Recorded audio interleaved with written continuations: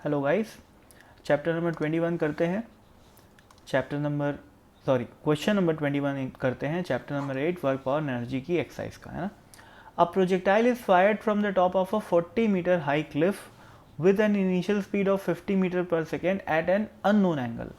Find it speed when it hits the ground. देखो भाई, यहाँ पर एक क्लिफ है जो कि 40 मीटर ऊपर है। ये हाइट अपने को 40 मीटर दे रखी है। अब यहाँ से एक प्रोजेक्टाइल को फेंका गया किसी भी एंगल पे, जिस एंगल के बारे में अपने को क्वेश्चन में नहीं दिया हुआ है। बस ये दिया हुआ है कि initial speed 50 metre per second है। ठीक है, अब बताना है कि जब ये नीचे गिर जाएगा, यहाँ पर आ जाएगा, तब इसकी स्पीड क्या होगी, कितनी स्पीड से वो नीचे ग्राउंड को हिट करने वाला है। तो यहाँ पर अपन पुराने प्रोजेक्टाइल के जो कॉन्सेप्ट्स हैं 2 डायमेंशनल मोशन के, वो सब लगाने की ज़रूरत नहीं है। सिंपल वर्क पावर एनर्जी के सिंपल से कॉन्सेप्ट से ये सवाल हैंडल हो जाएगा। भाई देखो, जब ये पूरे हवा में है तो एकमात्र फोर्स इस पे कौन लग रहा है, कौन सा लग रहा है, हवा में नहीं है, सॉरी, वो हवा को तो इग्नोर करते हैं अपन, जो भी है वो मोशन अंडर ग्रेविटी में है। ठीक है, फ्री फॉल में है। तो one and only force which is acting on this body is gravity.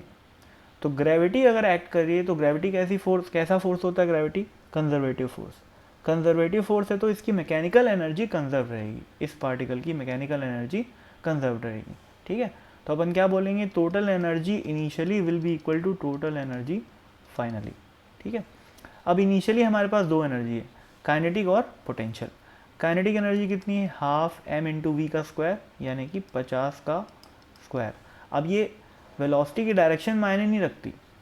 जब अपन काइनेटिक एनर्जी कैलकुलेट करते हैं तो खाली स्पीड से मतलब होता है, तो वो किसी भी एंगल पे प्रोजेक्ट किया गया हो कोई मतलब नहीं है। Kinetic energy half m into 50 का स्क्वायर ही आएगी। ठीक है, प्लस इनिशियली पोटेंशियल एनर्जी कितनी है हमारे पास, एम इंटू जी इंटू एच, यानी कि कितना, 40। ठीक है, अब ये किसके बराबर हो जाएगी, finally potential energy plus kinetic energy की। फाइनली पोटेंशियल एनर्जी क्या है, 0, ग्राउंड लेवल पे आ गया। ठीक है, और काइनेटिक एनर्जी क्या है, हाफ एम वी स्क्वायर, और पोटेंशियल कितनी, 0। तो भाई ये इस इक्वेशन को सॉल्व करो, आंसर आ जाएगा। ठीक है, तो कर ही देते हैं। एम एम एम गया, ठीक है, और इससे v की वैल्यू आ जाएगी रूट ओवर, इससे आ जाएगा 50 का स्क्वायर प्लस 2 इंटू जी इंटू 40।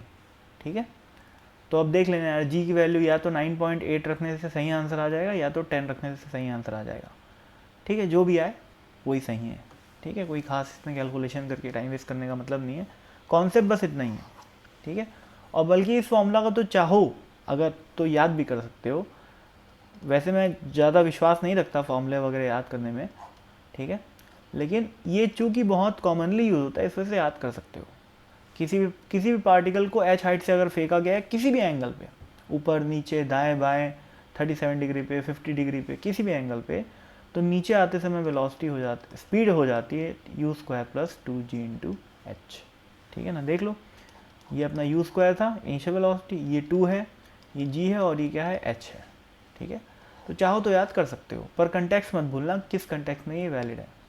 ठीक है, जब सिर्फ और सिर्फ ग्रेविटी एक्ट करी तब ये वैलिड है, कुछ और कंडीशंस अगर होंगी तब वैलिडिटी इसकी ख़त्म हो जाएगी।